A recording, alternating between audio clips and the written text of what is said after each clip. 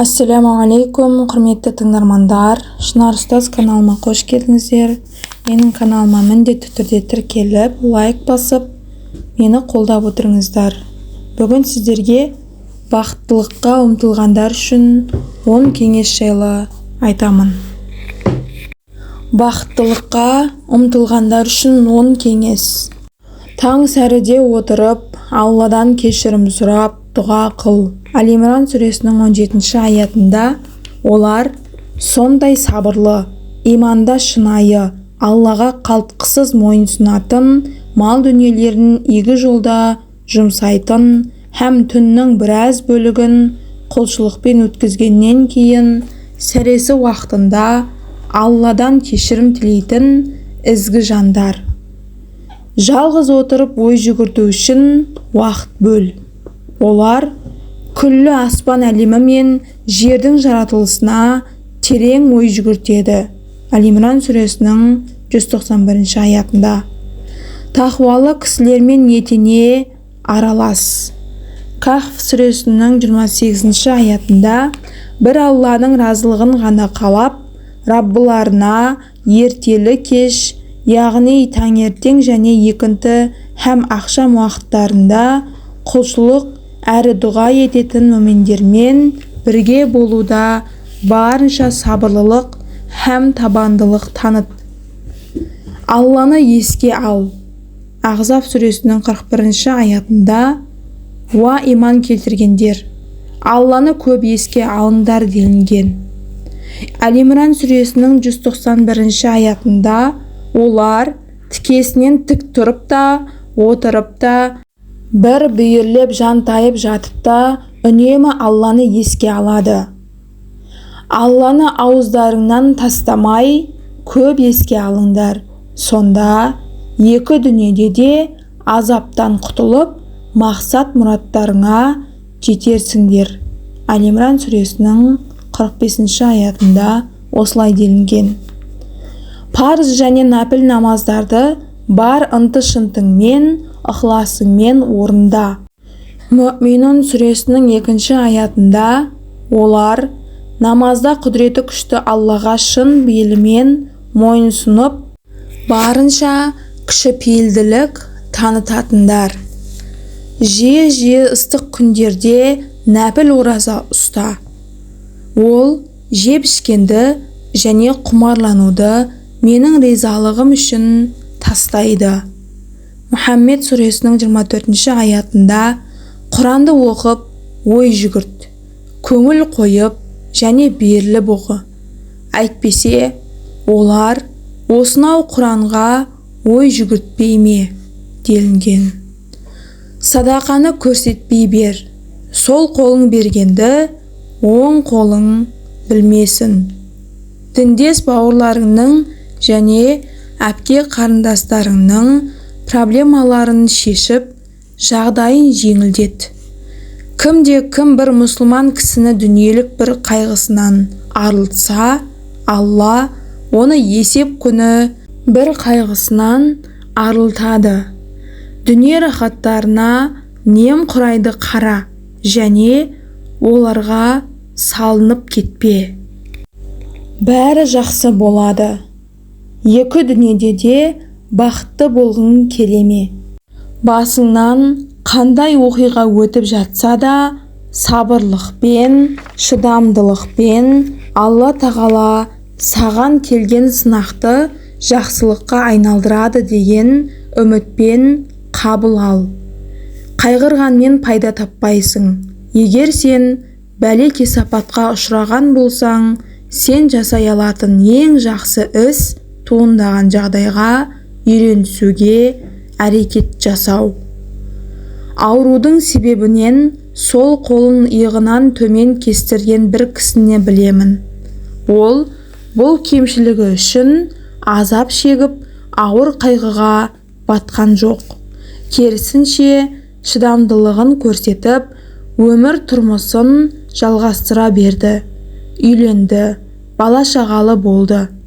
Машинаны бір қолымен өте жақсы жүргізеді және өзінің ісін еш нәрсеге шағымданбай ұқыпты орындайды. ол Алла оны басынан бері бір қолды қылып жаратқан сияқты өмір сүреді. Хадисте Алла тағдырыңа нені жазса, соған разы болсаң, ел ішіндегі ең бай кісі боласың делінген. Адам өмірдің әрқандай шарттарына тез көндігіп, үйренісіп кетеді. Әлбетте, материалдық жағдайдың жақсарғанына, оның жаман болып қалғанына қарағанда тезірек үйренісеміз. Осылай болса да, айналаңа қарап көр. Қаншама кісілер жұпыны үйлерде тіршілік етіп, қарапайым азықтармен күн кешіп жүр. Сонда олар бақытсыз ба? Жоқ, керісінше, олардың көпшілігі қоймасы тола, зәулім үйлері, қымбат бағалы көліктері бар байларға қарағанда бақыттырақ. Болатын нәрсе біз қалаймыз ба, қаламаймыз ба, бәрібір болады. Сондықтан қапа болып, қарсы шығып, наразылығымызды көрсетуіміз ақылсыздық. Ақылды кісі әрбір жамандықты жақсылыққа айналдыра алады, және шынында да иманды кісінің жағдайы таңғаларлық. Оның барлық жағдайы ол үшін жақсылық, әрі бұл иманды кісіден басқаға берілген емес. Егер оған жақсы нәрсе болса, ол Аллаға шүкір қылады, және бұл ол үшін жақсылық болып жазылады. Ал енді оған кесел-кесапат келетін болса, ол сабырлылық танытады, және бұл да ол үшін жақсылық болып есептеледі. Алла елшісінің саллаллаху алейхи уассаламның сахабалары қалай өмір сүргенін, оларға келген сынақтарды қалай қабыл алғанын еске ал. Сонда саған келген сынақтар өзіңе сезіліп жатқандай сұмдық қорқынышты, шығатын тесігі жоқтай тұңғиық емес екенін түсінесің. Пайғамбарлардан кейінгі ең жақсы кісілер, әулиелер де өте қарапайым, жұпыны өмір сүрген. Кедейлік олардың көпшілігінің ажырағысыз жазмышы еді. Бірақ олар соған қарамай бақытты өмір сүрген. Өйткені оларда одан маңыздырақ байлықтары, иманы, сенімі, жақсы амалдары, көркем әдеп ақылықтары бар болып, Аллаға тәуекел етуді, ақыреттік игілікті көздеуді жақсы білді. Біз болсақ, өзімізді олардың мирасқорлары деп есептейміз. Енді біздің олардай бақытты болуымыз үшін не жетіспейді? Қайғыртқан нәрсенің бәрі өтіп кетеді. Барлық тіршілік иесі жанды атаулы өледі. Әрбір жан өлімнің дәмін тататыны ешкімге жасырын емес. Осылай болса да, біз бір күні бұл дүниені тастап кететінімізді білмегендей болып жүреміз. Біз бұл дүниеде мәңгілік қалатындай өмір сүреміз. Бұл өмір қаншалық қысқа екенін ойлап та қоймаймыз, және есеп күніне дайындалмаймыз. Қаж сүресінің 1 аятында: «Уа адамдар, Раббыларыңа асылық қылып, қаһарына ұшыраудан сақтаныңдар, біліп қойыңдар, шүбәсіз қиямет күнінің зілзаласы алапат құбылыс». Сәба сүресінің 30 аятында оларға: «Сендердің әу бастан белгіленген межелі күндерің бар.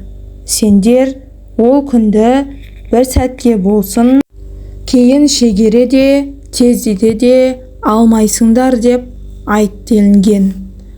Әнбия сүресінің 1 аятында адамдардың есеп беретін күні таяды, алайда олар сонда да ақиқаттан сырт айналған күйі ғапылдықта жүр делінген.